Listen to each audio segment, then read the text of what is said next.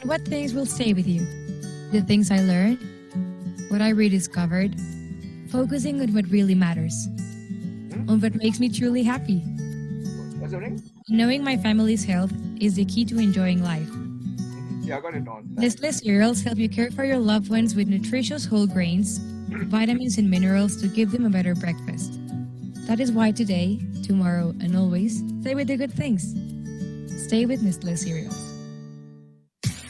Hi, I'm Penny Gomez. Hi, I'm Penny Gomez, and welcome to another episode of Pop, Pop, Pop, Pop, Pop.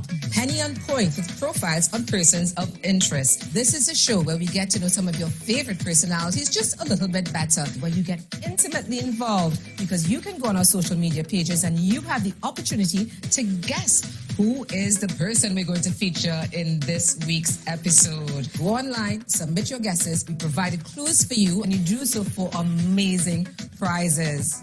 Yep, it's about that time. I hear a doorbell. Is that the doorbell I hear? I hear the doorbell. I hear the doorbell. I hear a doorbell. Let's see who's popped by. Hello. Oh, this is called the no hangover. That's how we do it at Pop. So see you soon. Thursdays, 5:30 p.m. right here on TTT.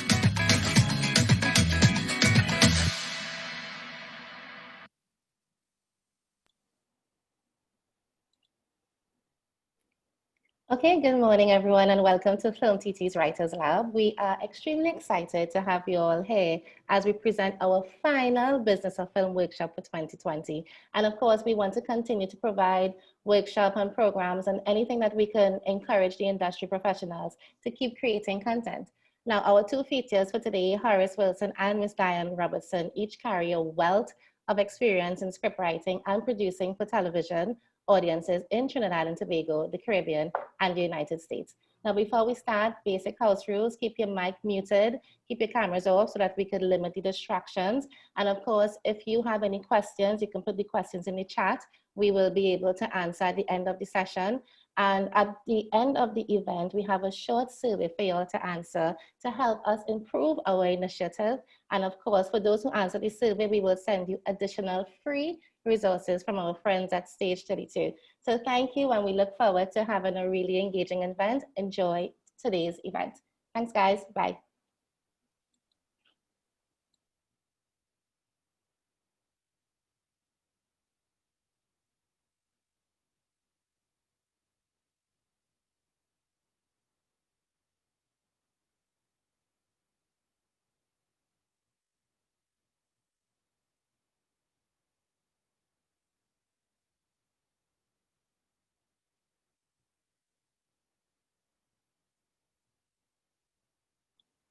All right, and our first presenter today will be Mr. Horace Wilson, who is a screenwriter and producer.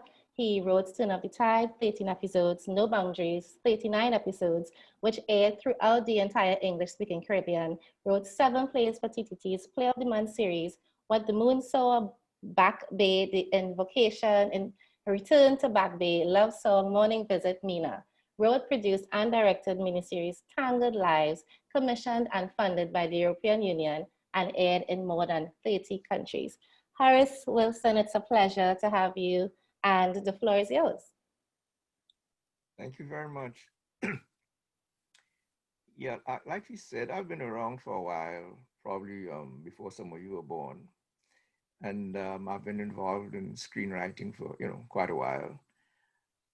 The first thing I want to say is that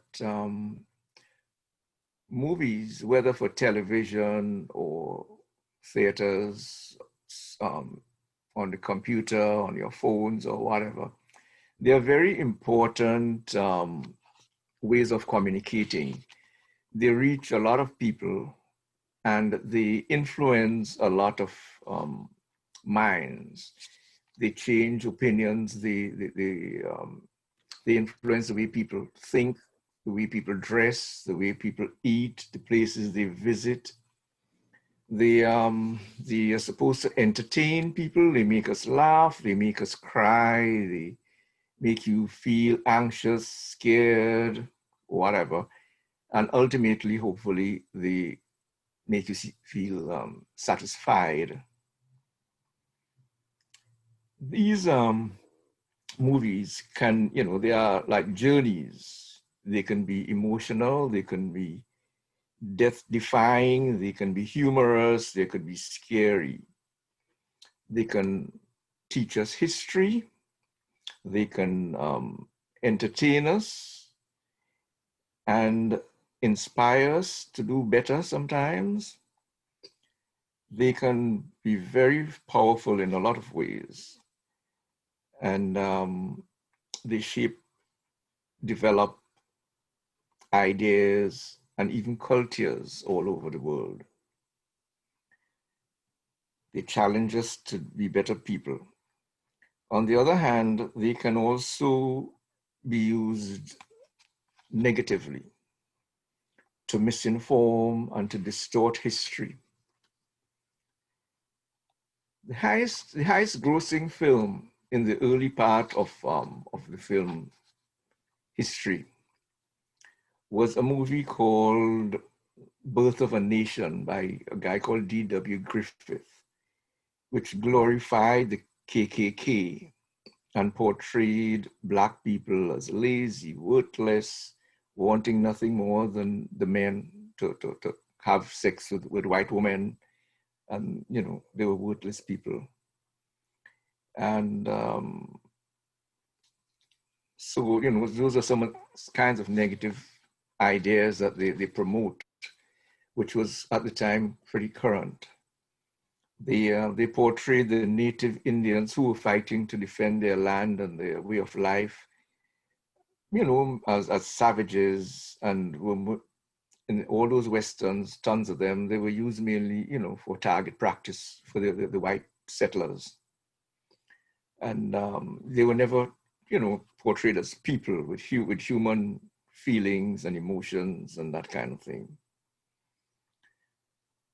There were movies like Gone with the Wind, which portrayed Black people as being very submissive and very happy, serving their masters and smiling and singing and that kind of thing.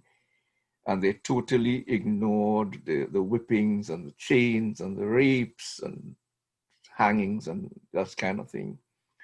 So films can shape people's minds.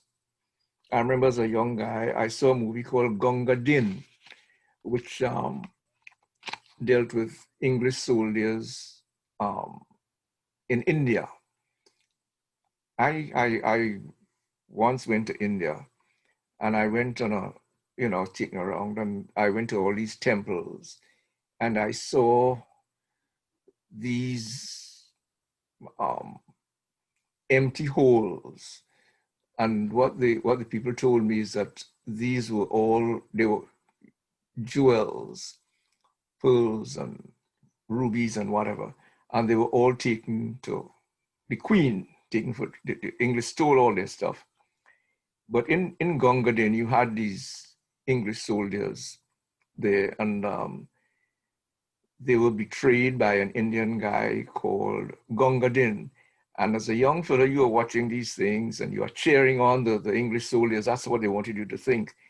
But the guy was a traitor, and they glorified Gunga Din as this big national hero. Whereas in fact, he was nothing but a traitor to his people. And so that is how they can use the cinema, movies to show a point of view that is different from reality, or the way that people should, think. There were also, I remember growing up, there were all these Tarzan movies where this white guy would, he was stronger and smarter and whatever, and everybody had to look up to him to tell them what to do and advise them, and pretty much, he was superior to everybody else. I saw a movie called Zulu, where the African people were fighting for their land, and the English people came in trying to conquer them, and of course they glorified the settlers, in this case the English armies, and it goes on and on up to recently there was a movie called Rocky, you know, even though Cassius Clay and Larry Holmes and they were the world champions, but they you know, they promoted this white guy as this world champion, beating up the black guy, and that was what a big bestseller, and I think it won academies and all kind of thing. So you have to be careful of what you see and what they promote and what they tell you to think. These are very, you know, it's a kind of American kind of thing. Things have changed recently in the last, you know, few decades. People like Sidney Poitier and Denzel Washington, Morgan Freeman, Eddie Murphy, Samuel Jackson, and these guys about Black people, and we, you know, they're showing our people in our stories and our lives. People like Gordon Parks, who did The Learning Tree, he did Shaft, he did, you know, movies like that, that portrayed Black people as being people. Spike Lee, Tyler Perry, Ava DuVernay, and these people, they are changing the whole landscape. We have Bollywood, where Indians, the people of India, not relying on Hollywood or on England to portray them.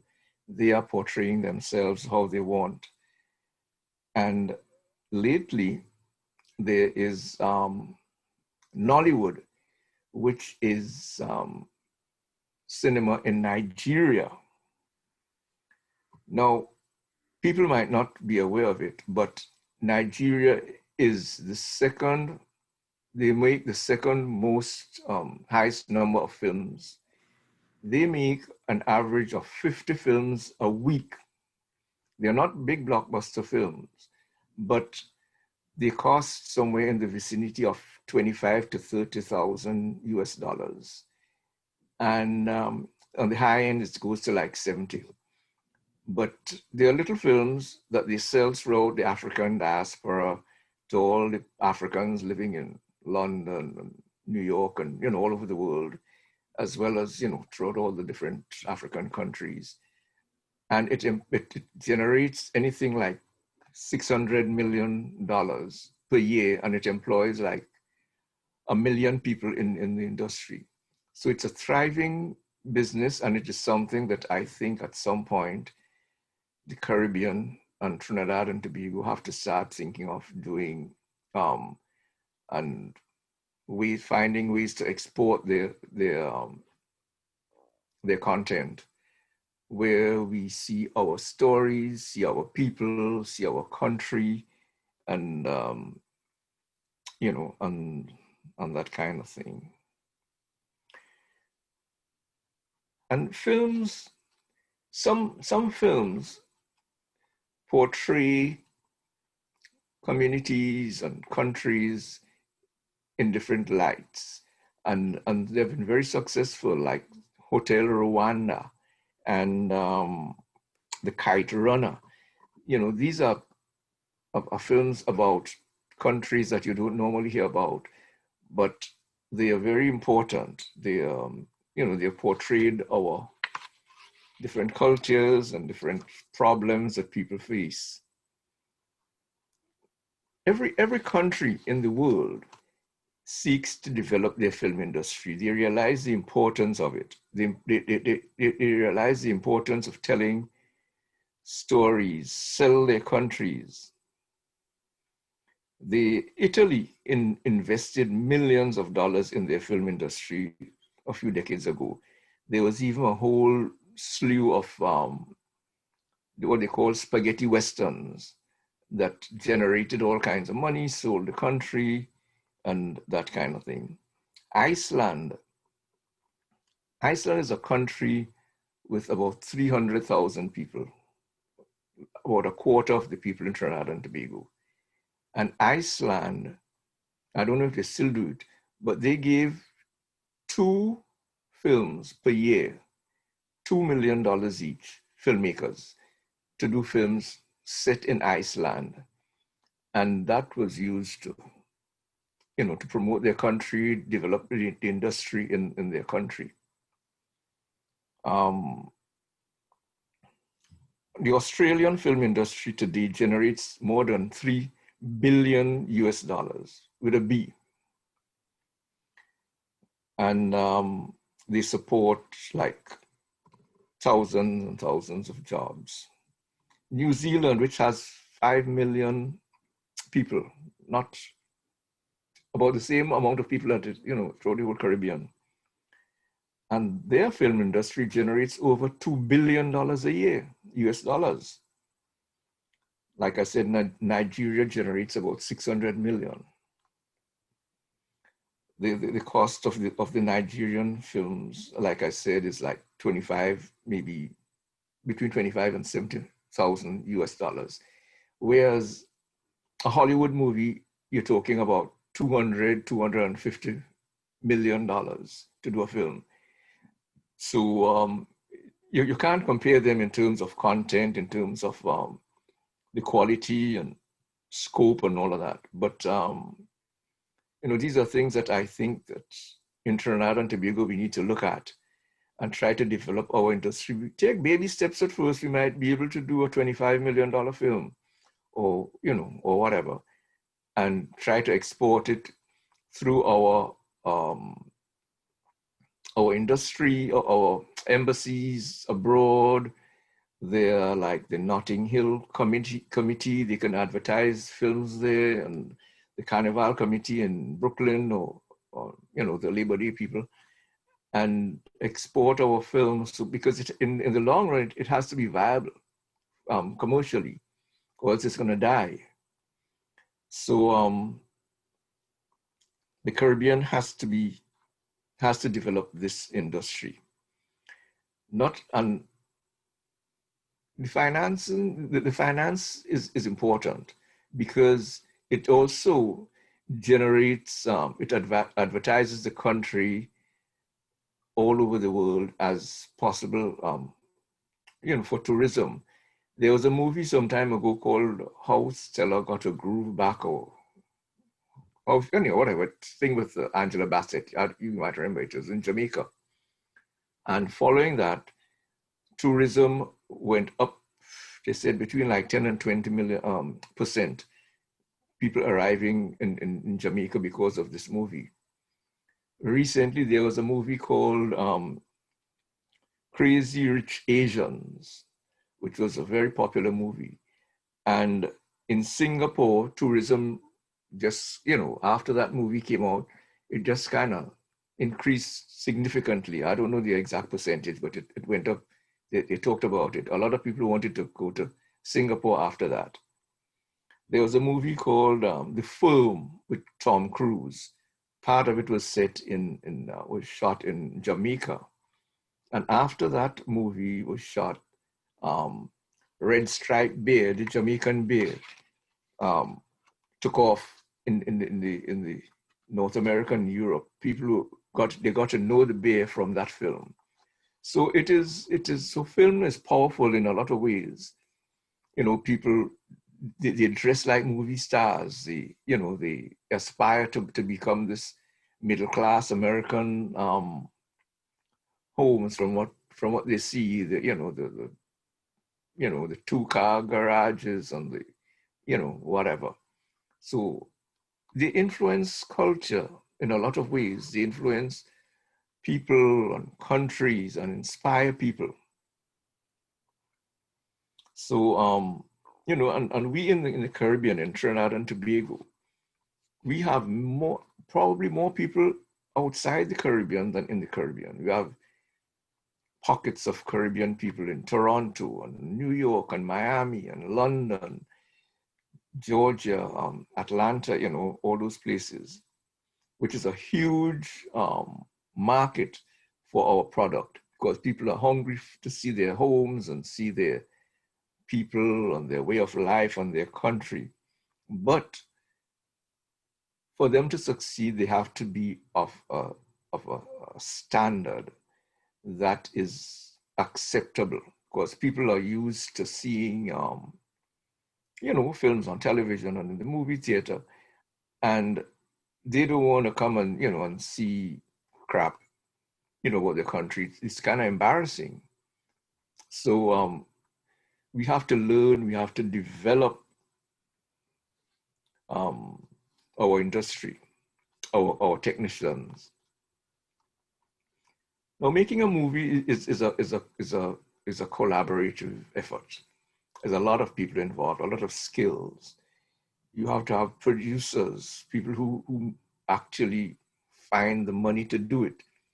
You have directors, you have hairdressers, you have actors, you have lighting people, you have set designers, you have costume designers, makeup people, editors, musicians, composers, and all of that to make a movie, But where it all begins is with the writer. The whole process of making a film begins with somebody, a man or woman, sitting before a blank computer screen and trying to figure out, well, what am I going to write to entertain people, to keep them interested, to keep them, scared or feel love or, whatever emotion that you want to get to thrill people.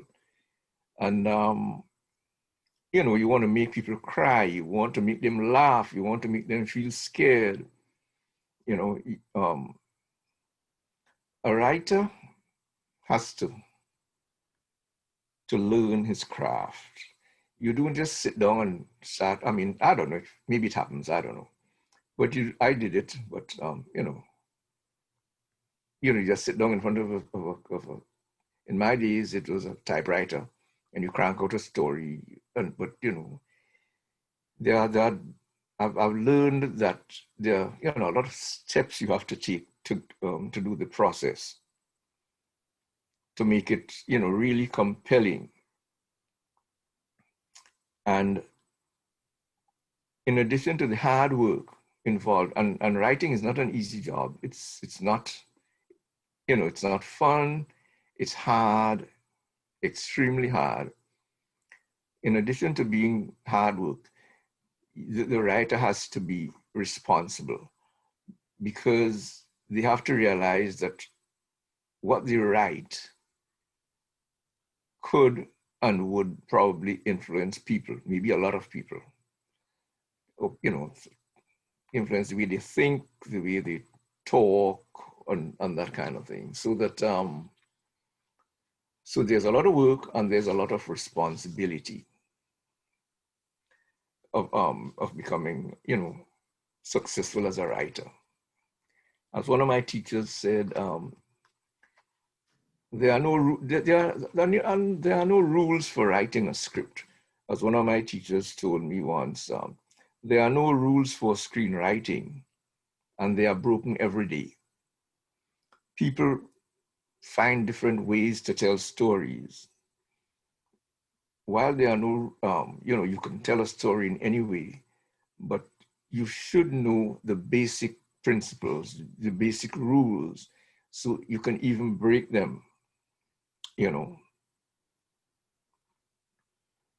There are all kinds of tools available to the writer today, unlike what it was back in my day. There are lots of books available that you can get. There are a couple of them that I would strongly recommend. You can get, I think you can get them on Amazon, and you can even get, if you're lucky, get some of them used at really good prices. One of them is a book called Screenplay by Sid Fields, which is very basic stuff, but it is very, very critical. I love that book. It was the first book I ever read on screenwriting, and that was changed the whole way I thought about it. There's another one called How to Make a Good Screenplay Great by a woman called Linda Seeger. I actually took a class with her once, and that's a very, very very good book that you could pick up. Maybe you could want to take a note of it if you're listening in. And there's Chris Vogler. He did something called Adventures in adventures of a writer or whatever. But Chris Vogler is the name of the guy. The writer's journey as it's up here on the screen. So these are things that you can get, also, and in addition to that, there are so many screenplays that are available online. You just Google screenplays online for free, and you can pull up Academy Award-winning screenplays, that you can read them, and I think absorb everything that you read there, because these are among the the very best screenplays that are around. Like I said, there are ways you can tell people are finding different ways to tell stories all the time. There was a very successful movie some years ago called Sunset Boulevard. And it began with the guy, he was found dead in a swimming pool. And the whole story is told from the point of view of the dead guy. The dead guy told the whole story, which at the time had never been done. It was written by a guy called Billy Wilder. And I will suggest, if you can possibly find any screenplays by Billy Wilder, you should seize them and read them. I think he was a genius. I mean, he was one of the few people that you can say is absolutely genius with writing. He wrote things like The Apartment with Jack Lemmon, and it was a huge, movie. He wrote Some Like It Hot. He wrote Double Indemnity, a whole different genres. But but he is actually one of my really big people I look up to as being extremely good writer. Now, in writing, your screenplay has to be dramatic. It has to be dramatic. And when I say dramatic, it has to be able to grab an audience and hold their attention for whatever length of time the show is going to be, 2 hours, an hour and a half, hour, whatever time. Drama comes from a Greek word that means conflict. And or contrast of characters. And except and unless your story has some kind of conflict, then it's not going to be interesting or be appealing to people. And I'm talking whether it is a comedy, whether it is an action film, whether it is a buddy film, a coming of age film, a family drama, a horror film, or a mixture of genres.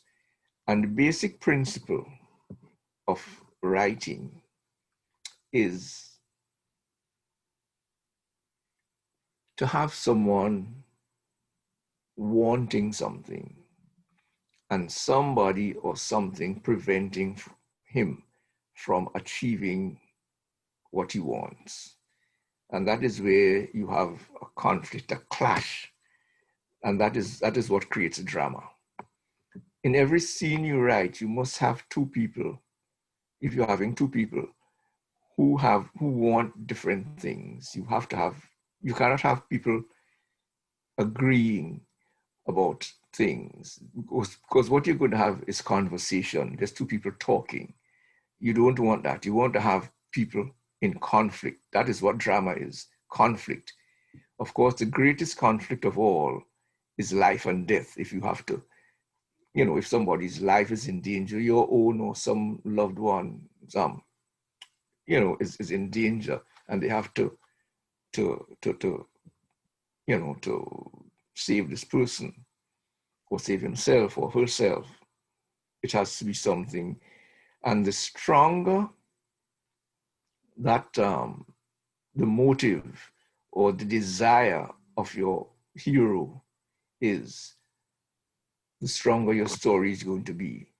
And the more powerful the forces against your hero are, the more powerful your hero has to strive towards achieving his goal. So the goal has to, first of all, the goal has to be something that is big enough to carry a story. He has to want something. Maybe it's a boy wanting to, win the girl of his dreams, or, could be a man wanting to kill his wife or something, or a wife trying to kill a husband or whatever. Maybe people coming to grips with a death or illness in the family, or, or whatever. It has to be something that your hero cares about. He cannot afford to lose, because there have to be consequences. If there are no consequences with him failing, then you don't have a story. If there's no conflict, if there's nothing he's aiming at and trying to achieve, then there's no story. And it does not have to be somebody who's standing in his way. It could be something. It could be, like a mountain or a storm or whatever. But it has to be something that he has to struggle against some forces. There are all these police dramas, people trying to find a killer, and that kind of, it goes on and on. It is up to you to find what story you're going to tell. The greater the desire, the harder the obstacles are, the more compelling your story is going to be.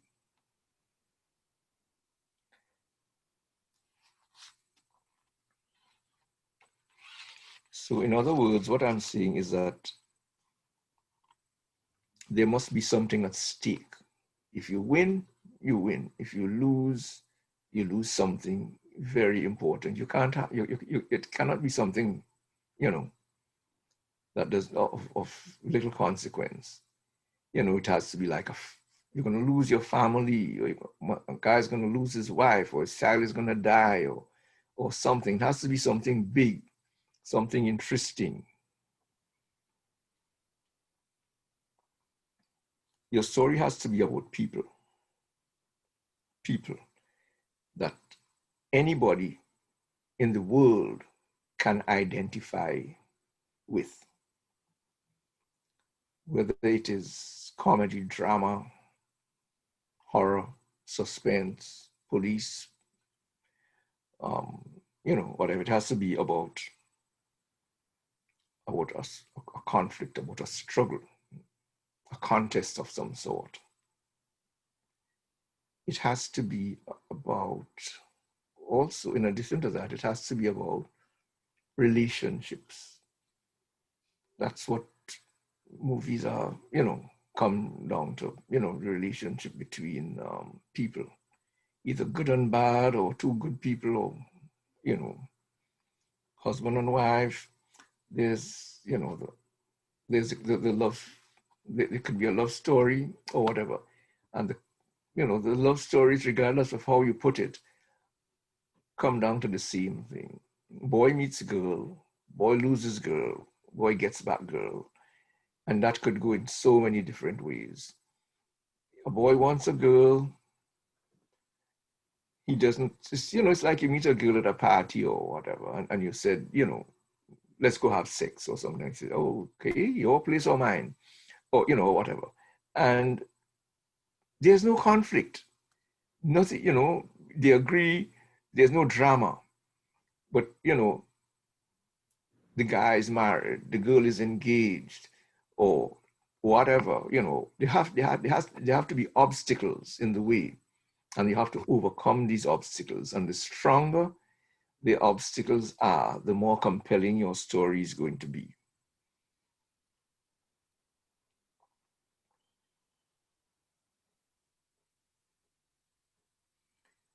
And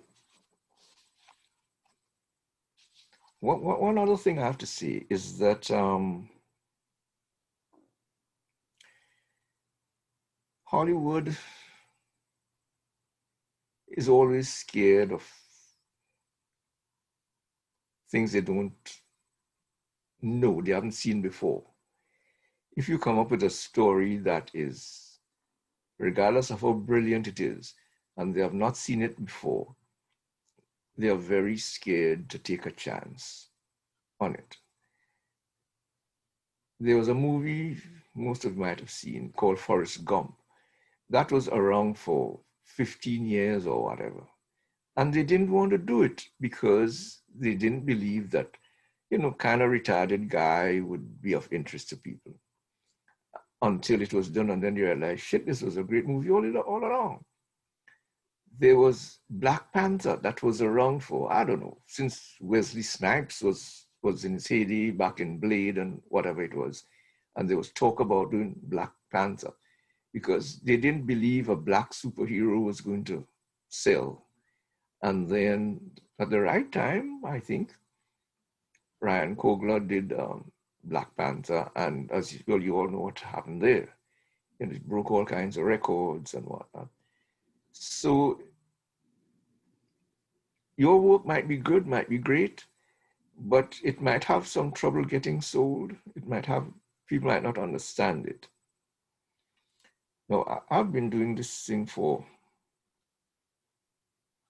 about 40 years, longer than most of you have been alive, I would think.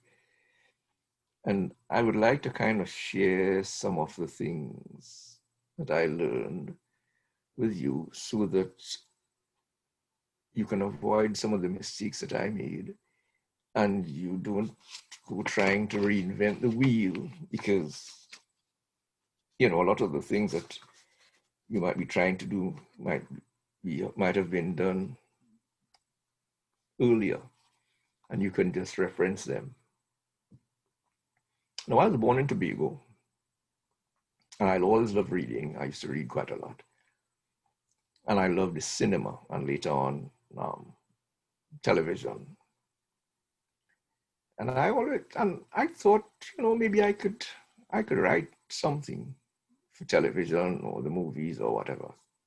Even as a young guy, just out of high school. I remember, but there was a television series called Mannix. You guys would know about that, but it was about a private detective. I think, what's his name? Something Connors, Michael Connors, I think was the guy in that. And I said, I could write an episode of this.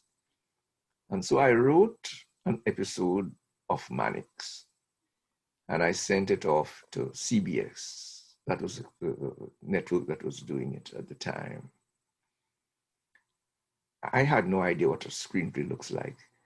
I wrote it as a play, we put the speaker and then a colon and then the dialogue and then I, put the action and whatever. And I sent it off to CBS. And 99 times out of 100, that would have ended up in the garbage. But somebody saw it. And I don't know, never know who. Maybe it was somebody in the mailroom, maybe it was somebody's assistant or whatever. And they sent back to me saying, this is not how you write a screenplay. And they actually sent me the screenplay for a TV movie. Can't remember the name of it now, but it was a film that had Beau Bridges. And they told me, pay attention to the capitalized, what you have to capitalize, what you have to double space and where you put the dialogue and all that kind of thing. And so I said, it was all news to me. So I did it. And then TTT advertised. I saw soon after that. I saw this advertisement for TV screenwriting competition. There was first prize of $1,500. A lot of money back in those days. And so I wrote this thing called What the Moon Saw. It was set in a bar, and it dealt with a guy, a policeman who comes into this bar, and he meets this old-time Calypsonian, and they got to talking, and apparently he just got married, and they're congratulating him and drinking and whatever, and he leaves. He was going to Trinidad on the plane. They canceled that flight, as used to happen very often then. And he went home, and then he comes back, and the conversation went on, and then another policeman comes in to arrest the guy because he went home and he found his wife in bed with somebody else, and he shot him, and he just came back to this bar, continuing. He ends up shooting himself at the end. Horace James, and what's his name? Larry Joseph. I think Larry Joseph was the policeman. Anyhow, it didn't win. It came second that year. Then the next year, there was a competition again, and I wrote something called Back Bay. So that was about a guy who was about to leave to go to London to study, and he meets this girl, and he wants to stay with her, and it's a kind of a love story. Anyhow, there was a guy called Noel Blandin, I remember he was in it, but that year I won the competition. It was sponsored by a company called L.J. Williams. And then I did, there was no competition after that as far as I know. But then I wrote this story called The Invocation. It's a kind of a horror film, but it utilized in Tobago, it's known as the real dance or wedding dance.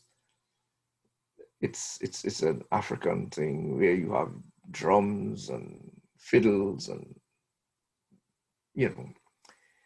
people dancing, and they call down the spirits of the ancestors. Usually, when somebody's going on a long journey, they're going to moving abroad or they're getting married, and the ancestors are supposed to talk to them and advise them and give them their blessings.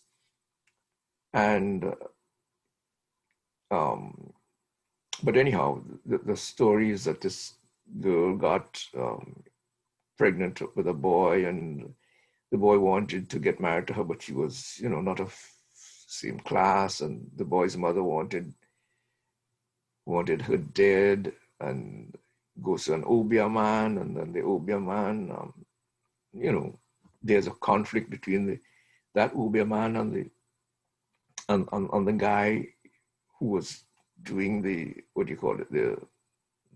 wedding dance. In Tobago, we call him the look man.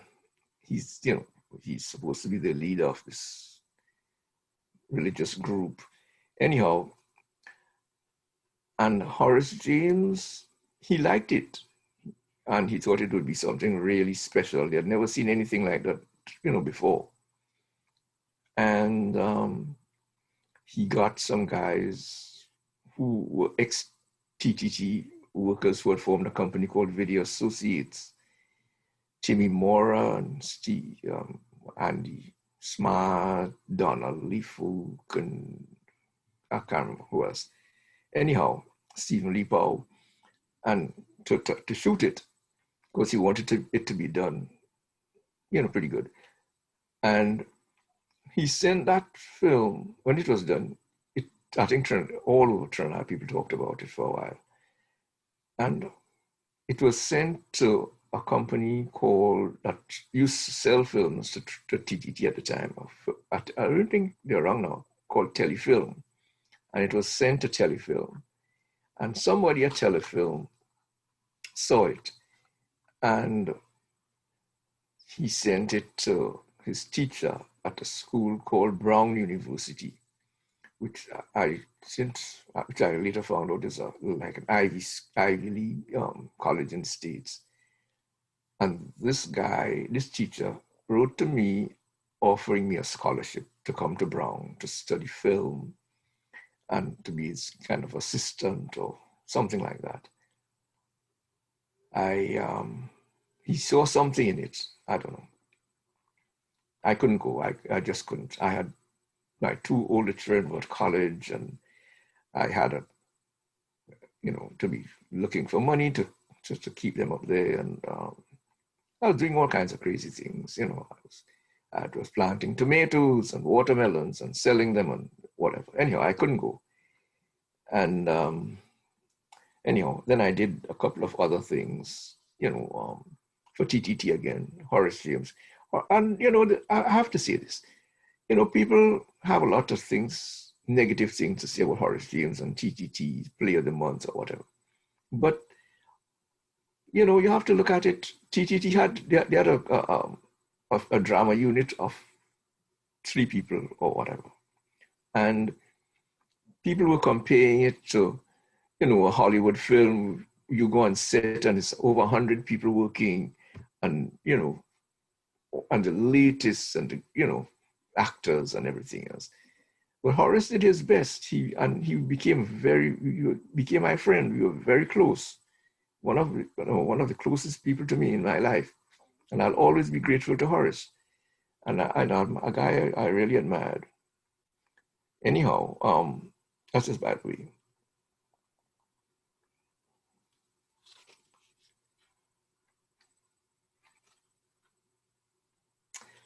So anyhow, so after that, then Video Associates, for whatever reason, they wanted to do they said, we could do a TV series. And so they asked me if I could write it and if I could direct it and whatever, they will do all the technical stuff and just tell the actors how to do it and whatnot. So I wrote this 4-episode thing called A Turn of the Tide. And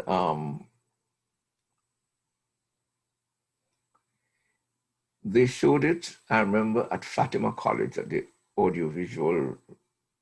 This was back in 1980s I'm talking about. And there was an advertising agency called Lonsdale. I think they're still around. And they saw it and they decided that their sponsors, their clients would sponsor the series, but they wanted it to be a long series, 13 episodes. And they asked me if I could write 13 episodes. It was, I ended it as 4 episodes, but then I had to continue several months later. One of the actors got pregnant, so I had to write that in as, whatever. Anyhow, so Turn of the Tide became a 13-episode series. I think TTT was able to arrange some special rates for these sponsors. They got 6 sponsors. Each one of them put, I think, $40,000, a lot of money back in those days. And we did it. And they were the only people who were allowed to advertise on the show. They got some special discounted rates or whatever. And the series really, it was very successful. People loved it. There was the police people came in and they said that, I think it showed on Monday nights. And they said, that's one night in the week when there was no crime. Even the criminals stayed home to watch Turn of the Tide. So anyhow, it became really, really, it was very successful, I think.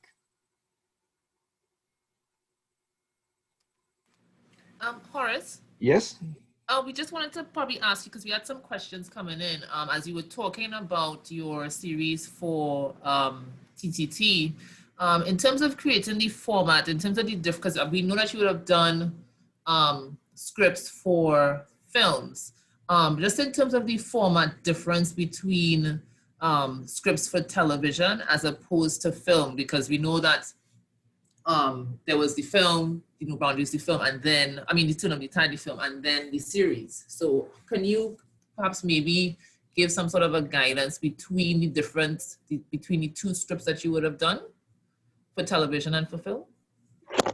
Yeah, that actually, the whole formatting thing is the next thing I was going to talk about. because it's, you know, it's very important. Anyhow, so yeah, but I'm going to come to that, promise you. Anyhow, then at some point after that, Horace James, he said, you know, I think they're going to close down the drama unit or whatever, and he wanted another series, a series like Turn of the Tide.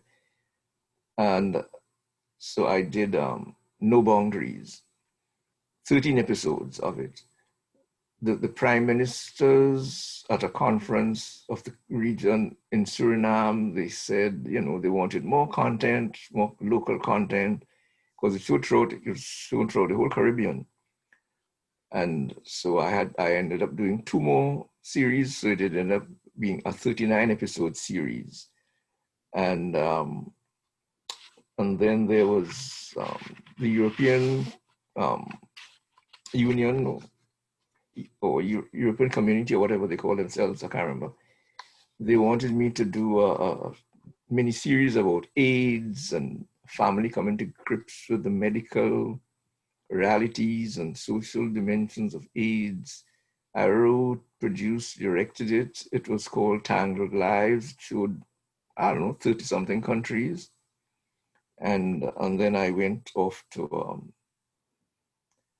and then I moved to the United States after that, when I was accepted at the American Film Institute, which is, you know, the number one institution for film and television in the world. Charlton Heston, the actor who played Moses, and Ben-Hur, and all, he was the chairman, and Steven Spielberg was on the board, and Robert Wise, who had done Sound of Music, and, you know, and you know, and I had some of the best teachers. There was a woman called June Roberts who wrote Mermaids, and what's her name? Beth Sullivan, who had created Medicine Woman, Dr. Quinn, Medicine Woman, you know, really good teachers, people who knew their way. And so that was a whole different ball game, a whole learning experience. So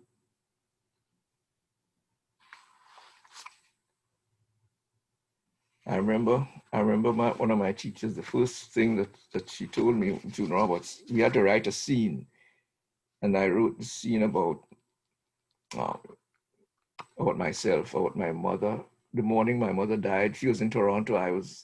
I'd gone to the gym and I came back home, and my aunt told me, you know, my mother was dead, and, you know, and anyhow, I wrote that over that. And my teacher, she had a red pen and she just pulled it straight through that damn thing that I spent so much time and effort on. And she wrote across it, rubbish. She said, there's no drama. There's no, you know, what's the problem? What is the, you know, whatever. And I said, but that's true. That's how it happened. She says, that doesn't make it dramatic. You know, one of the first things you have to learn is that don't let the truth get in the way of a good story. So that's, you know, but I'm going to deal with that in a little bit. And anyhow, but right there I learned about structure. I learned about conflict and characters and all of that. We workshopped a lot of our work. Workshop, I think, is now used as a verb, but we, you know, each person would write their whatever, and on a weekly basis, and you'd make copies for everybody in the class, and they would make their comments, and then, and that is something that I think that could happen in Trinidad with would-be writers. You can all, you know, form workshops and exchange their goods, and, you know, get different points of view. So anyhow, then I did a couple of films up there. I sold one to Lifetime, and I did one that came second in the Pan-African Festival from like 2,500 films. Anyhow, I'm back here now trying to get some other stuff out. Right now I have a couple of projects. One is, I think, is being, I entered one of them in something called the Page Awards contest from like 8,000 entries. It came third. It got optioned by a producer who's trying to raise the money to do it. Another one was in top 10 of Scriptapaloozas contest that I'm now talking to a producer about doing it. So there's a lot of stuff happening. Don't know if anything's gonna work out, but I'm gonna go on to formatting because this is really important. Formatting, you can go online and you can look at, you know, millions of scripts, and they're all formatted the same way. You start top left-hand corner, you have fade in, and then you go to you double space, and then in caps, there's interior or exterior, then you name the location, day or night, and then you double space again, and then you go over the action, and then the speakers, you know, and the dialogue is in the middle of the page, and you know, it's all formatted. And the thing is that it's been done for how many years? Maybe 100 years, because that interior, exterior, day, night thing, the producer would take a look at it and they would determine the lighting requirements. Do you need, if it's an exterior scene, you probably would need reflectors, you know, or big HMI 15, 20 K lights for the exterior if it's a night scene. And it's a matter of cost, I think. So that they would use that script to do it. And you have to number your scripts. Now, the thing is, you also, the big difference between formatting it's done the same way. Formatting film and like a film and television is that with television, you have different acts. You have I'll have to talk about the whole structure in a minute, but just let me explain that it all depends on how you intend to sell your script.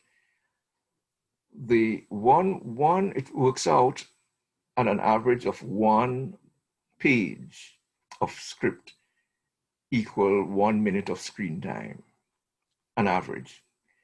So if you send your script to a producer and it's got the first thing they do, they look at the front page, and there's a title page. First of all, the only thing you're going to put on that title page is the name of the movie or whatever, your name, and in the bottom left-hand corner, you're going to put your contact information, your email address, your telephone number, your address. Nothing else goes on that title page. No drawings of, you know, people killing one another or whatever. Nothing else. Just that. That's all the thing that goes there. And then you go to the first page, and it's all numbered. You send in your script, and the first thing that the producer is going to look at is your front page. And if it's not formatted properly, they're not going to even look at it. It goes in the garbage. And the next thing they look at is the last page. They have to see how long it is, because a feature film is usually between 90 minutes and 120. Usually not more than that. Usually between 105, 110, something like that. And if they see it is 60 pages or 70 pages, it will be too short. If it goes to 150 pages, it's too long. That also goes in the garbage. So it is very important that your page count be relevant. Now, if you're writing for television, it all depends on the TV networks, and I think you could include TTT and on these people, because a 2-hour movie, I don't know what the law is. I don't know if there's a law, but I know that the law, the usual time is about 14, I think, or 15 minutes per hour of advertisements that you can have on the show.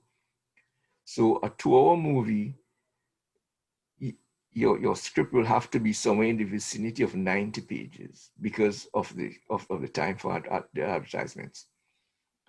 And it is usually done in 7 acts for a movie.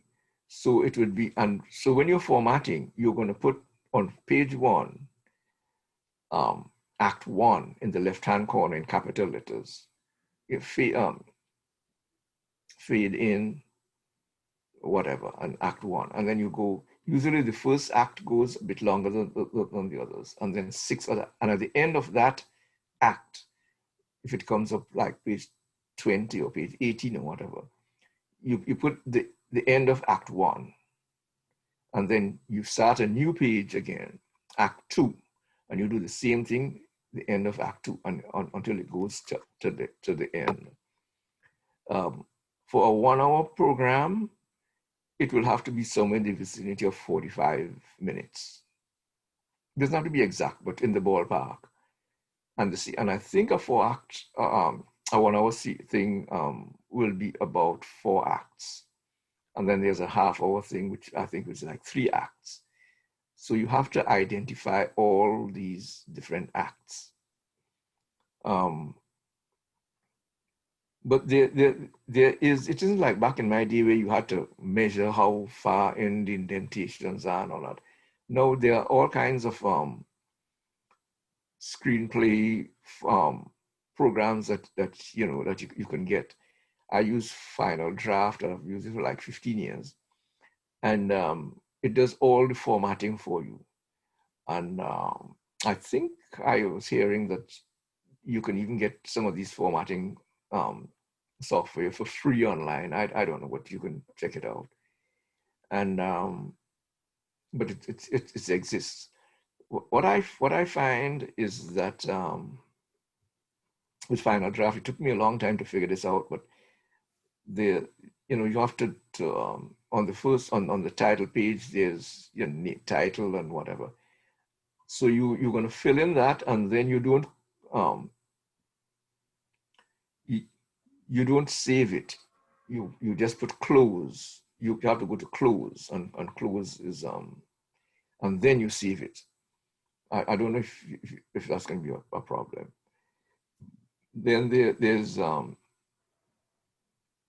something called mores and continueds. Usually, how it is formatted, except you change it. You have the speaker, and then there'd be some dialogue, and if it's the same speaker, they would put continued. You want to eliminate that continued, and you can go to, I think it's either insert or whatever it is, but you can look for it. There's a subheading called mores and continueds, and you just get rid of all of that. Another thing that you might want to look at in formatting is how you deal with flashbacks. Now, the way to deal with flashbacks is that you just keep writing your script, and then if you want to do a flashback, you put the same thing that you're going to put, like insert interior Billy's living room, day, night, and then you put in parentheses flashback, and then and then when you get to the end of the flashback, then you go back to the next thing that says interior, exterior, whatever, and then you put present day or present, so they know that the flashback is over and you're back in the present. So then you could use inserts. You can just put insert if you want to, you know, like say anything, you know, you want to change the time or, you know, or whatever, you can put that kind of stuff in. And Horace, this was really, really good. Actually, we have trying to get some feedback because you mentioned one of the software programs in terms of formatting. You mentioned that you use Final Draft. So we just wanted to do a quick poll question for those who are in attendance. We wanted to ask them, what screenwriting software do you use? Is it Writers Duet? Do you also use Fade In, Trelby, Final Draft? Final Draft is what I use. Yeah, so we want to get a sense of those who are in attendance, what they also use. We know that we have different persons in various skill levels. So you may have some novices. So we just wanted to see if we could just take a quick moment just to get a sense of what our attendees use. Right now, we have the majority of people are saying Final Draft. Ooh, okay, some people are still using Microsoft Word. So Writers Duet.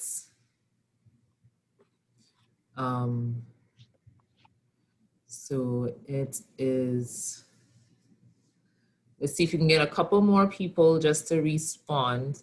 And I think it's really important, as you mentioned, to use the correct format because, as you said, it has to be positioned in such a way where the networks would even take a look at it, right?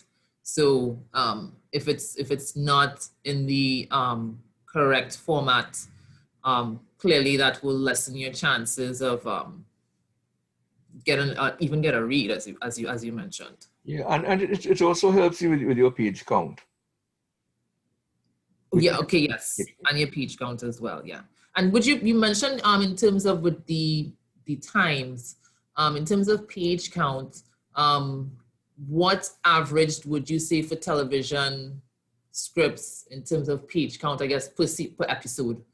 I don't know, it all depends. If it's like a television movie, which is like, you know, like a 2-hour movie, then you're probably looking at like 90 minutes because you have to leave like 15 minutes per hour for advertisements.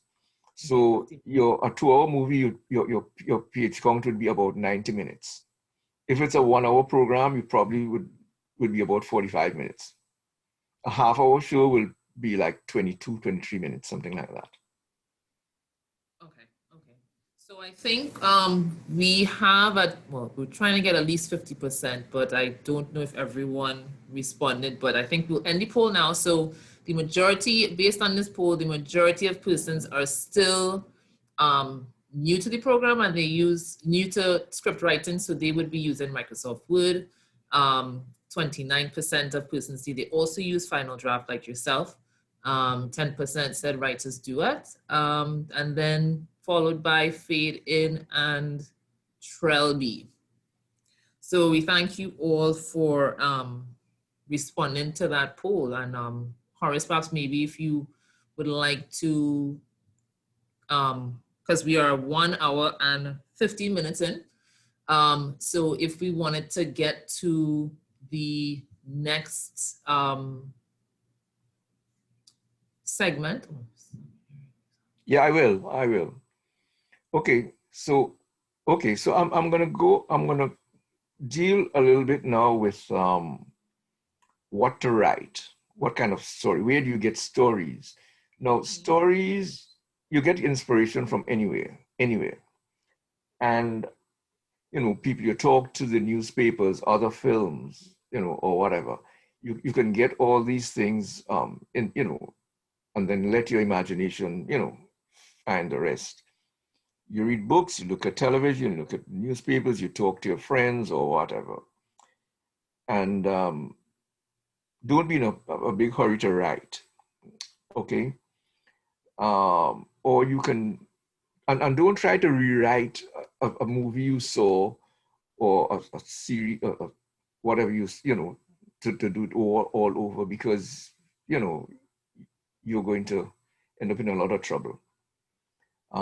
You can use an old story but put a new spin on it.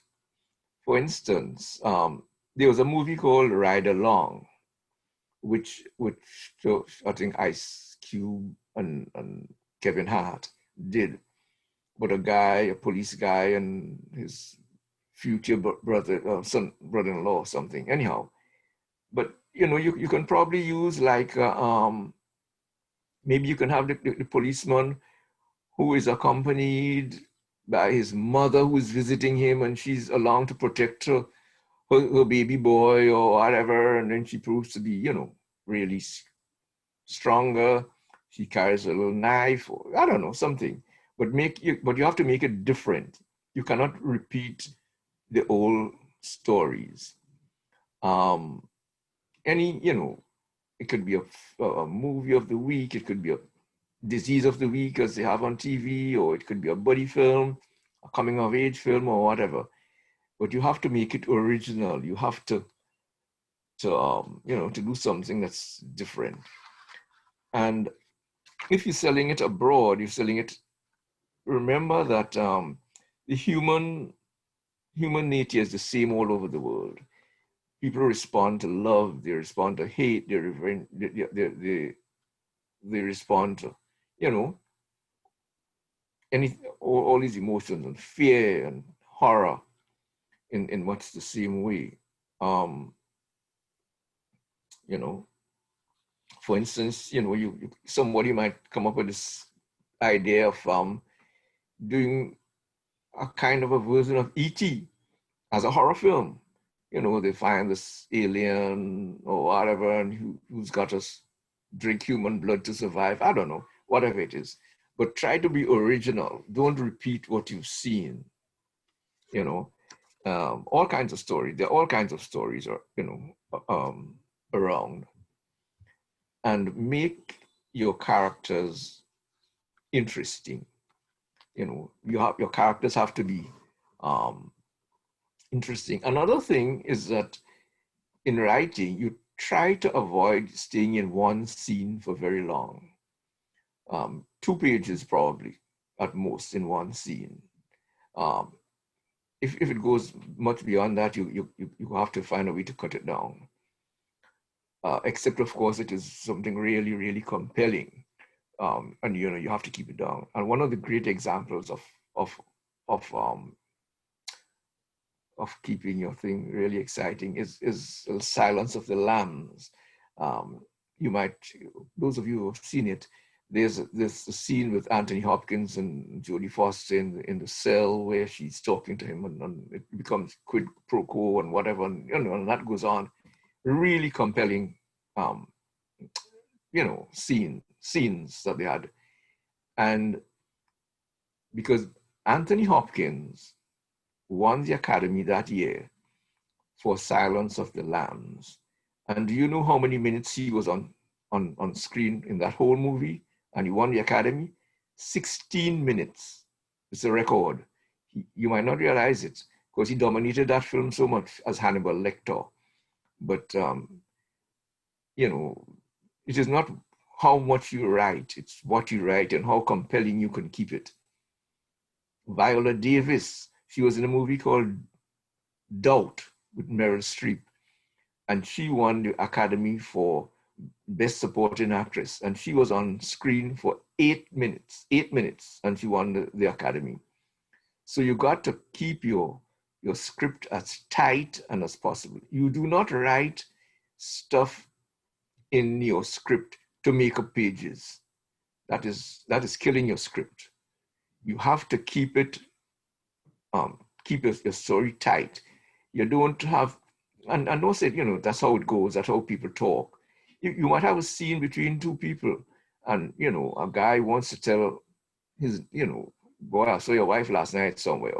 And then they meet and they talk about the weather, and they'd go around the bush and whatever.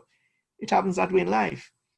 But that's not what you want you get to your point, you make your point, and you move on. You don't keep it, you have to keep your story moving. Now, I want to talk a little bit about the characters in the story, because that is what your story is about, characters. You have to have a protagonist. That is the person whose story it is. And your protagonist does not have to be totally good or total, and your antagonist, that's the person who is opposing you, as somebody bad. It's just that they have different points of view. For instance, there's a movie called The Day of the Jackal. The central character of that story is a killer. He's hired to assassinate de Gaulle, President de Gaulle, Prime Minister of France. And he's a killer. He's not somebody, that you'd invite for dinner or whatever. But he's compelling, and and he's an unforgettable film. It's a totally unforgettable film. He's planning his murder, he's carrying it out and doing all that he has to do. And the police know he's coming, they know somebody's coming, and they try to, they try to stop him. It's a great film. But, there's this JR character in Dallas, who is also, a dubious character, but he's an interesting character. He's not a good guy. And, and then there are times when you start with your protagonist not being, he has to have some kind of flaw, something that he has to overcome.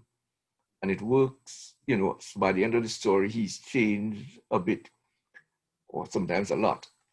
There are some movies, there was a movie called Sayonara with Marlon Brando, who's, probably the greatest actor of all time. But anyhow, he played this guy from the South who doesn't like the Japanese people too much. And he's, there's a guy who wants to take his Japanese girlfriend, into the officers' club, and Marlon Brando, tells him, no, you can't do that and whatever. And then he meets this girl, and this Japanese girl, and he just falls in love with this girl, and, he changes, and, he changes, and he embraces, he's willing to take a chance, and, and you got to keep watching until the end. Well, what happens? Because the whole system is against him succeeding. Because in writing, there has to be an obstacle that seems insurmountable. You have to overcome, that obstacle. Your character has to change. Your protagonist has to change as we go along. There's a movie, a classic called The Searchers with John Wayne, in which his niece, or I think his niece, gets kidnapped by the Indians, and he's searching for this girl, he and the girl's brother, for years, and he just hates these Indians, and he wants to find this girl to kill her, because she's now a Comanche. She's now living, she's the wife of a Comanche and whatever. And, and he's searched all over the place, and they've gone through wars and whatever. And eventually, they find the girl, and she's, Natalie Wood was the girl, 14-year-old or whatever at the time. And she's running away at the end, and he's chasing her, and, and she's running, and he's on this horse, and he draws his gun, and she's trapped, and,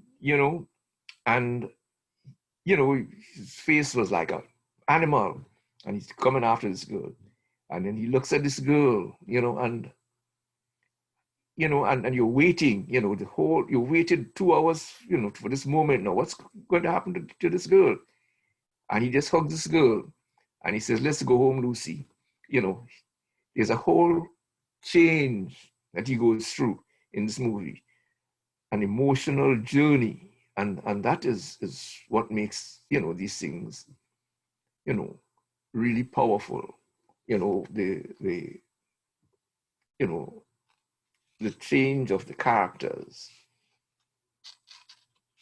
Your story, like I said, has to be about people that you can identify with. Another thing that I have to stress, and I really kind of running out of time, I see, but is the structure. How do you structure your story? Like I said, if it's TV, you structure it in 7 acts. A movie, you do not have acts as such. You just have one movie from beginning to end. Whether it's for HBO or movie theater or whatever. But you have to have a beginning, a middle, and an end. You have a setup, you have the conflict, and then you have the resolution. 3 main parts. Now, usually you try to set up your first act so that the goal of the movie is stated. It is stated in maybe the first 5 minutes. You know exactly what the story is going to be about. And then at the end of the first, you're dividing your script into 3. Beginning, Act 1, Act 2, Act 3. Act 1 usually is like the first 25 minutes, 30 minutes. And then something happens that changes the whole dynamic of the story after like 25, 30 minutes. And then Act 2, which is supposed to run until about 3/4 of the way, it's usually divided into 2. So you have like Act 2A and Act 2B. And Act 2A ends at the midpoint of the story. And that is when you have something like the stakes are raised, something happens that makes it, different, that makes it more, and then you have to have the most exciting part of your story is at the end, Act 3. That is where, this is what everything is leading to. And sometimes you have to move stuff around. And just a brief example, there's a movie called Sophie's Choice. Sophie's Choice was a movie that starred, what's her name? Meryl Streep. Great actress, probably one of the best the world has ever seen. But that movie is about this woman who is drinking hard and, whatever. And she would mention a boy she lost in the war and whatever. And then at the very end of the movie, there's a big flashback where you see, she was a Jew trying to leave Poland, and she's at this train station, and this Nazi officer tells her she cannot leave with 2 children. She has to leave one, take one. And she is totally, utterly, confused. She has 2 children, 2 little babies. And you have to take, if you don't give us one, we're going to take them both. And she's, good God. She won every award, Academy, Golden Globe, everything for that performance. Anyhow, And she says, look, take my girl. And she hands up her daughter, and she's all totally broken down and whatever.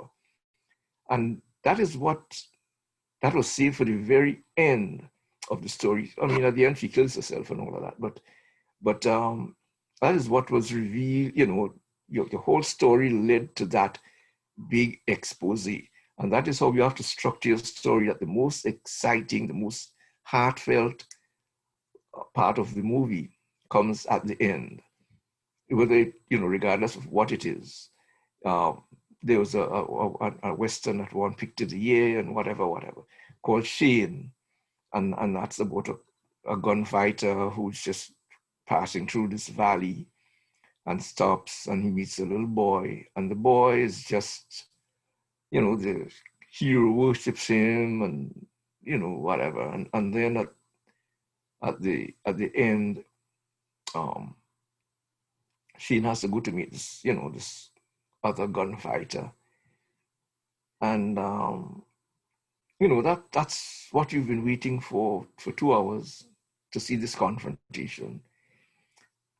And the that's such great writing, because the guy was able to squeeze all the emotion possible from the scene, because the little boy's father, big husky farmer, he was the guy that they wanted to come down, and he has this old rusty rifle that he took down, and then Shane with his slick gun and whatnot, and the father says, oh, this is my fight, and Shane says, you can't fight him, this is not your kind of fight. And so they fight, and Shane, he can't be this big strapping guy, so he hits him in his head with his gun, and the little boy says, you hit my father with your gun, and I hate you, Shane, and whatever. And Shane goes down, and then the mother tells the boy, he's just trying to save your dad, and whatever. And the boy starts running after Shane, and he's shouting, Shane, come back, I love you, whatever, and that kind of thing. And it's so emotional, because you could feel for the boy. You could feel, all the anguish and all the doubt and all the pain and all the love he has for Shane, all coming back. And, so you save the big moment for last, and you try to squeeze as much emotion, regardless of what kind of movie it is. There's another movie called Free Willy. I don't know if some of you might have seen it, but it's about this little boy who is a delinquent, and he's sent to work at this park, cleaning all the mess and cleaning up, feeding the animals. And there's this big a killer whale, and he develops a relationship with this whale. He's the only one who's able to teach the whale anything. And then they are going to kill the whale. They have to kill the whale, because I can't remember exactly what happened. But then and he starts training this whale, because there's a big fence of big stones and whatnot that seem almost insurmountable. And he's training and teaching this whale to jump over that fence. And and the end, the people are coming to kill the whale, and the boy's telling Willie, you gotta go, you have to go. And that's another thing that I didn't mention. Time is running out. But anyhow, that's one of the devices that you can use. It's called parallel action. That is, you keep cutting from Willie trying to encourage the whale to jump to the guys coming to kill the whale, and you keep cutting back in parallel action. It's building suspense. Is it going to happen? Are they going to get there in time, or whatever? At the end, Willie, overcome with emotion. This is the only friend he's ever had in his whole life. And it's the whale's best friend also. But he's got to go. And at the end, as the guys are almost there to kill Willie, takes off, and Willie leaps toward this fence, this big barrier. And You could almost feel a lump in your throat because the boy is crying. He's losing his friend, but he has to do it. And Willie soars over and actually lands in the water and is free. And it was a really touching moment. And that is the kind of thing that you have to aim for. What the actors call moments. A moment of such power that, that has you crying or laughing or whatever. And those are things that, that actors love to play. Sometimes actors, I just want to just get back to something else, and that was the protagonist. The protagonist doesn't have to be totally good, totally bad. Your antagonist doesn't have to be totally bad either. But there's an old actress called Mae West way back, and she said something like, when I'm good, I'm very, very good. When I'm bad, I'm even better. Because actors love to play bad women. I mean, actresses. It's a lot more meat. They're more colorful, and and whatever. One of the unforgettable moments, scenes in television they talk about all the time is in Basic Instinct. There's a story, there's a scene where the cop Michael Douglas comes to interview Sharon Stone, and she leaves the door open. She takes off her nightgown or whatever, and she puts on a short dress with no underwear. And she comes back out for the interview, and she plays the whole scene crossing and uncrossing her legs. And that was, I don't know, that was kind of interesting, different. We had never seen that kind of thing before. So, yes, so that's what I was saying. You got to make that, that the end, Act 3, the most memorable part of your story. That is what, oops, and there's something else I forgot. Now, when you're writing for TV, you can do, if you're writing a TV series, you should do a Bible.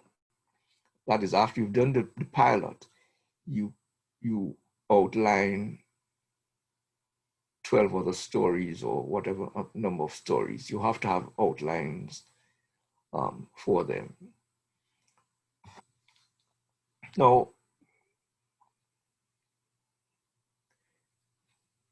to structure the story, I will suggest, that's what I was taught, that you, and in my hand I have cue cards.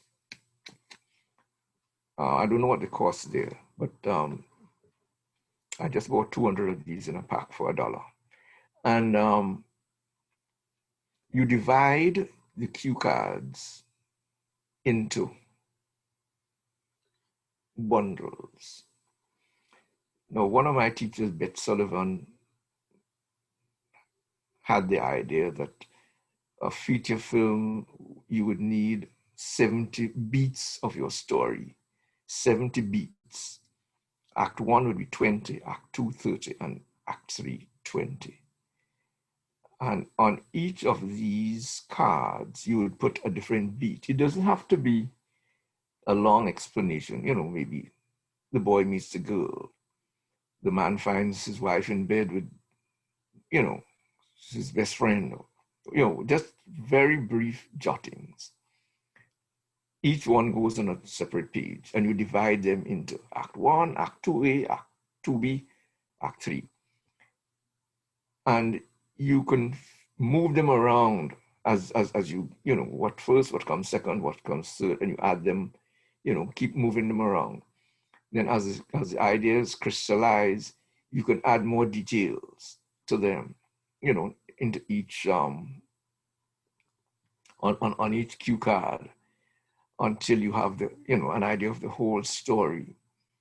You can also, what I would suggest is that you have, before you start writing, you do a thorough character sketch of all your main characters: age, sexual orientation, how much education they have. Of course, those are things that determine how they speak. And you don't have your characters speaking, all your characters talking the same way. They have to be different. Maybe somebody, I don't know, whatever. So you have to have, really differentiate all your characters. But to get back to the cue cards, you keep moving them around. Sometimes you find it's not working, you discard it.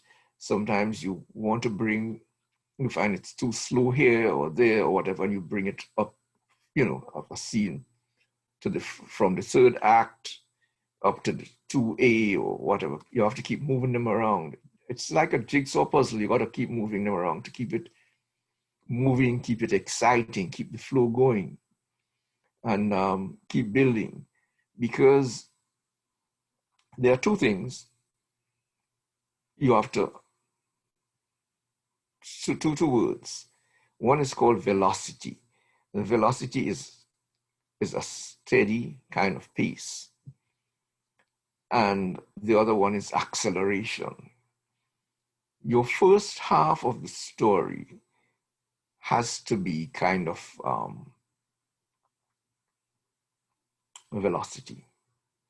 But once you hit that midpoint, your story has got to accelerate. It's got to become more interesting, more intriguing, building to something, building to that climax. It's got to increase the tempo. So you do your sketch in Act 1. You need to set up what is the goal of the story, what is happening in the story, what you can expect. A couple of movies are taking up a lot of time now, but anyhow, one of the glorious exceptions is, of course, Psycho, Hitchcock's film, where the first act was this girl stealing the money and trying to escape and whatever. It has nothing whatever to do with the rest of the story, which is she goes to the Bates motel, and she meets, the Bates, Norman Bates there, and then, story goes completely different. So, like I said, there are no rules in screenwriting, but, they're broken every day. So, that's an exception. Hitchcock, he can do anything, and make it work, So, so the whole structure of the story is set up your character. There's a movie I wanted to spend a little time on, but I'm just going to skim through it. It's called Miss Congeniality with Sandra Bullock. It starts with Sandra Bullock being a detective, and she's, like one of the boys. Nobody thinks he's attractive. She just curses and drink like everybody else. And then they find out that, there's going to be somebody getting killed at the Miss Universe pageant or Miss America pageant or whatever. And they decide that they are going to enter, they want to have a FBI agent as a contestant to prevent this murder. And of all the women that they choose Sandra Bullock. And she's entered as a contestant, and they hire Michael Caine, whose word is his weight in gold in this film as this gay guy who's training her and making her beautiful and making her sexy and whatever. And then, around, and then there's an attempted murder and whatever. But then at the end,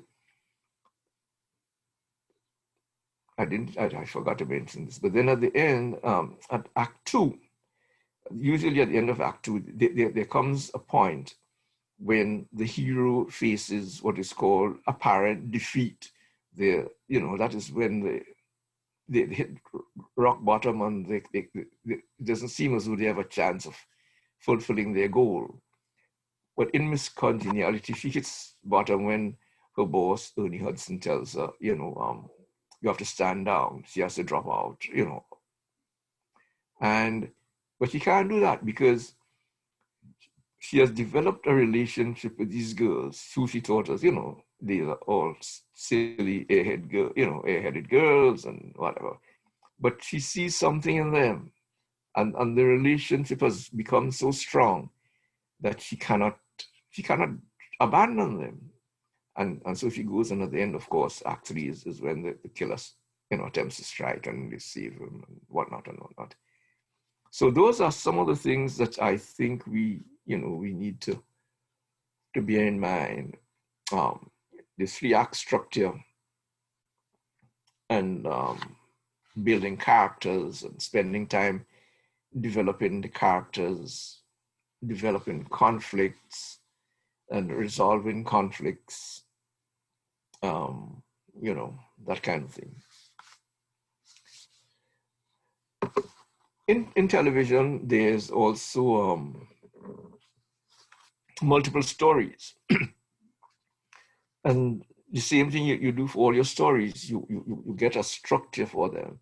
You have them facing a conflict, facing a challenge, whether it's a husband that doesn't love them anymore, or a child who's unruly, or somebody on drugs, or whatever it is in the story. But it has to be developed, each A story, B story, whatever. And then you bring them all together. It's like I said, like a jigsaw puzzle. You got to figure it out. Relationships between different people. And there are times, because these characters have become like part of you. You spend a lot of time on them. They come like your children now. But there are times when, if it's not working, you just have to get rid of them. It's like killing your child, and you get rid of them. But for the good of the story, you have to do that. So remember, the human condition is universal. People understand love, they understand hate, they understand humor, they understand suspense. Another thing I am going to say is that you have to take time, make time to write your story. Some of you are working full time, some of you are families or whatever, but you have to make time if you want to write. And but it's 12 o'clock at night or whatever, you got to make time to write, read books, and try to do the best you can. Create unforgettable characters, people who they're not easy to forget. Concentrate a lot on the relationships between people, the relationships. Save the best for last. Now, when you finish with the cue cards, you have your time to write the story. No, not yet, not just yet. Do a treatment. You know what the treatment is? A treatment, you use your cue cards and you write it out in longhand, what happens in each story. It gives you a better understanding of the characters and the situations. And then you, so when you're done that, then you have an idea of what it is you're writing about and all your characters. And then you write. Keeping it tight, keep it interesting, keeping it, like a page, a real page turner. And now when you're finished writing, you do a checklist. You go over it. Is the character believable? Is the goal stated in Act 1? Is your character, is your hero proactive or reactive? What I mean is that, is he the person driving your story?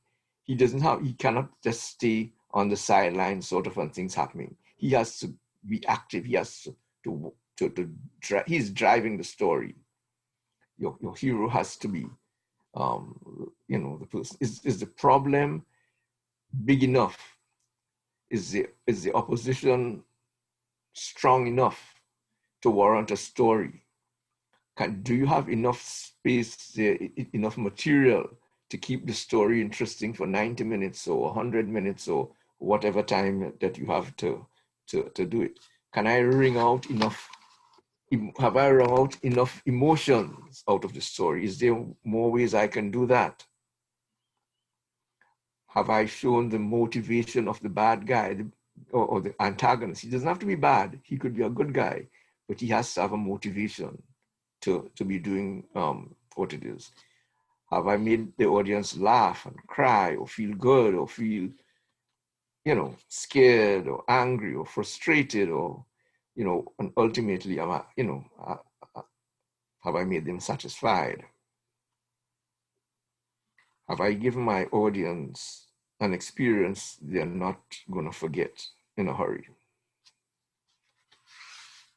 Has the character changed? Have all the characters spoken differently? Then you do a spell check and grammar. If you can't do it, you can get somebody to do it, maybe an English teacher or somebody, I don't know. There's so many tools around now for spelling and grammar and stuff that, that you can probably use. And then you register your script.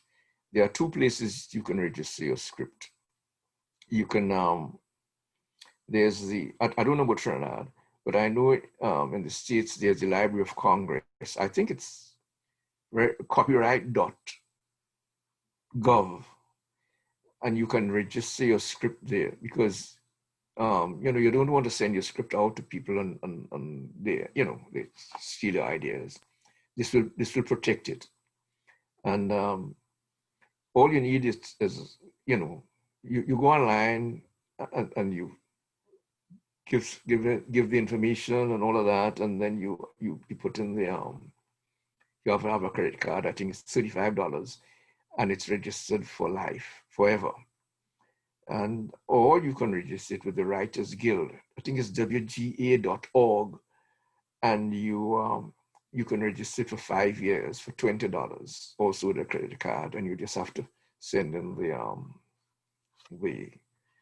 script and the money. And now, after you finished, you can, like I said, you can workshop it. You can, with other people, you network. You look for an agent. You can submit it to festival screenwriting competitions. Those that there's some of them who actually could get your script sold,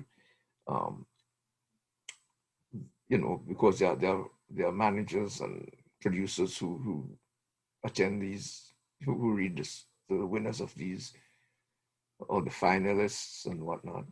There's one called Page Awards. I think it's pageawards.com. Very, very good. That's where I one of my scripts got, it placed third in that competition from like 8,000 scripts, and it was option, and the producer is now trying to get it done. There's another one called Scriptapalooza, which is another of my scripts was in the top 10 of that competition, and I'm now in discussion with the producer about doing it. And so those are two of those that I recommend. There's also one called Austin Film Festival, a very good competition also. And there's another one called Script Pipeline. These are some of the things that you can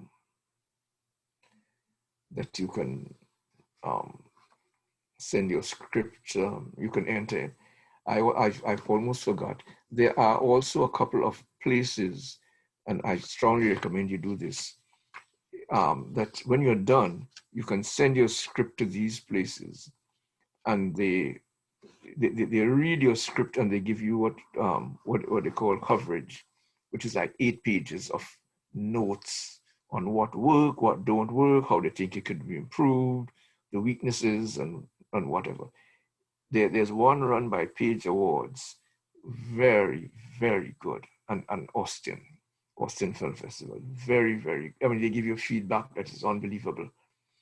And it at the end, it's either pass, consider, or recommend. And your script could be, most of them, a pass means that, you know, it would not pass. Consider means that, you know, with some rewriting, they'll reconsider it. And, you know, it happens maybe in 1% of the time or less is recommend. That means, oh God, this script is so good or whatever. And so, you know, they give you one of those things. And then, and I suggest that you seriously look at those notes. You might not agree with what they say, but these are people who read for a living. They work with the big agencies. They work with William Morris. They work with CAA. They work with MGM, whatever. That's their job. And you, in their day job, they are the ones who first read your script and pass it on or not pass it on. And those notes are very, very important. And it doesn't cost a lot, all things considered. It costs like about $150 to them.